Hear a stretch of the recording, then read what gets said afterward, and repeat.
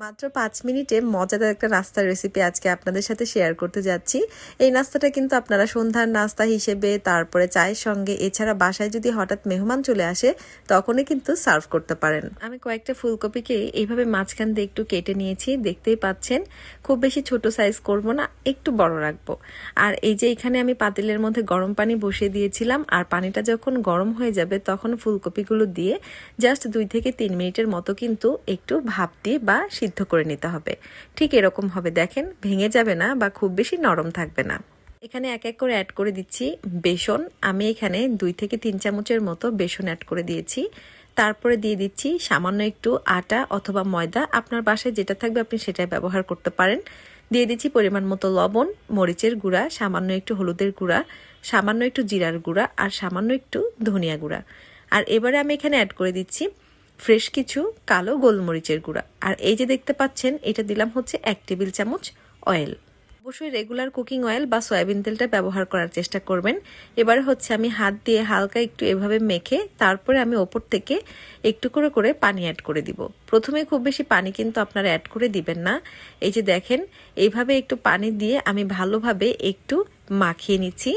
একটু আস্তে আস্তে মাখাতে হবে, না হলে কিন্তু ফুলকপিগুলোর যে ফুলগুলো আছে তা সেগুলো কিন্তু ভেঙে যেতে পারে।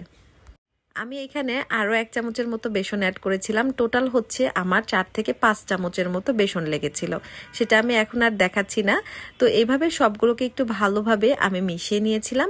আমার মোটামুটি এইভাবে মাখানো হয়ে গেছে। এবারে একটা ঢাকনার সাহায্যে ঢেকে আমি হচ্ছে 2 থেকে 3 মিনিটের মতো একটু রেস্টে রেখে দিব। চুলায় আগে থেকে আমি তেলটা গরম করে রেখেছিলাম, অবশ্যই হাই হিটে গরম করে রাখতে হবে। আর যখন পাকোড়াগুলো দিব তখন চুলার আঁচটা অবশ্যই কিন্তু একটু কমিয়ে দিতে হবে, না হলে কিন্তু পাকোড়াগুলো পুড়ে যেতে পারে। এবারে হচ্ছে একটা একটা করে আমি এই ফুলকপিগুলোকে অয়েলের মধ্যে দিয়ে দিচ্ছি। সবগুলোকে একসাথে দেওয়া যাবে না, তাহলে কিন্তু লেগে যেতে পারে। একটুখানি ডিস্টেন্স রেখে একটা একটা করে কিন্তু এইভাবে তেলের মধ্যে সবগুলো ফুলকপিকে আমি অ্যাড করে দিচ্ছি। একটা বিষয় বলে রাখা ভালো, আপনারা কিন্তু ফুলকপিগুলোকে অবশ্যই 80% মতো সিদ্ধ করবেন, এর বেশি কিন্তু সিদ্ধ করা যাবে না, তাহলে কিন্তু এটা গলে যাবে। ব্যাস, আমার সবগুলো ফুলকপি দেওয়া হয়ে গেছে। এবারে হচ্ছে আমি কোনো হাতা দিয়ে না, আমি জাস্ট হচ্ছে কড়াইটা একটু ধরে এইভাবে একটু নাড়িয়ে নিব, যাতে করে তেলগুলো খুব সুন্দরভাবে ফুলকপির সারা গায়ের ওপরে পড়ে যায়। আর এইভাবে দেখেন কি সুন্দর এবার ফুলকপিগুলো কিন্তু উঠে যাচ্ছে। এবারে ফুলকপিগুলোকে 5 থেকে 7 মিনিটের মতো মিডিয়াম টু হাই হিটে ভালোভাবে এভাবে ভেজে নিতে হবে।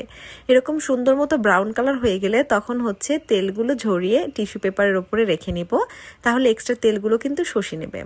এভাবেই কিন্তু সবগুলো ফুলকপির পাকোড়া আমরা ভেজে নিব।